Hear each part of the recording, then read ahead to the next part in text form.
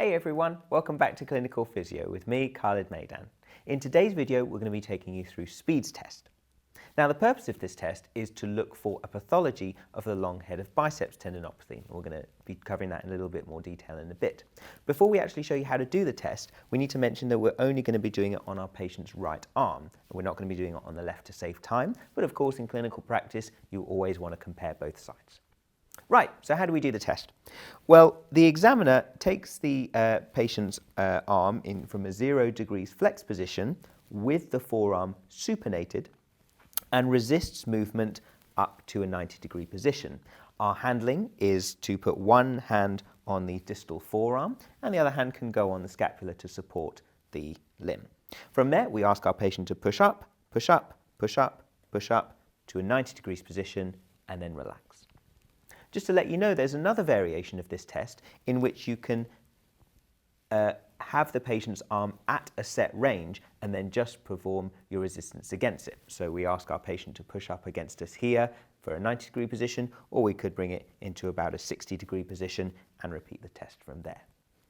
Another variation of the test is to reproduce the same movements, but with the arm in a pronated position. And the reason for that is that the long head of biceps tendon is less active in this position. So therefore, if the test is painful or weak when the arm is in a supinated position, but then very different in a pronated position, this may tell you that the reason it was irritable or weak in the supinated position is because of the long head of biceps tendon. So, what is a positive result in this test? Well, it's a consideration of one of two things, either pain or weakness.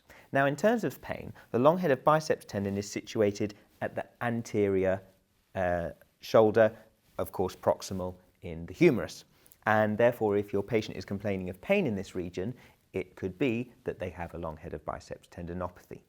If the test is very, very weak, this may indicate that the long head of biceps tendon could be torn because the patient isn't able to generate power through the test. Now, the other consideration in the incidence of pain is a slap lesion. So if you're concerned about that, then you can always speak to one of your specialists to see whether the patient needs imaging to confirm this.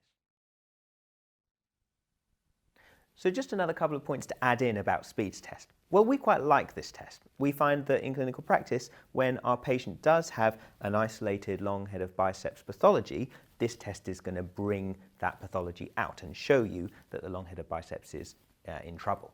However, if your patient has a very irritable shoulder, perhaps they're in the stage of a reactive rotator cuff tendinopathy, or they're in the early stages of a frozen shoulder, which is very, very painful, then this test is going to be painful no matter what.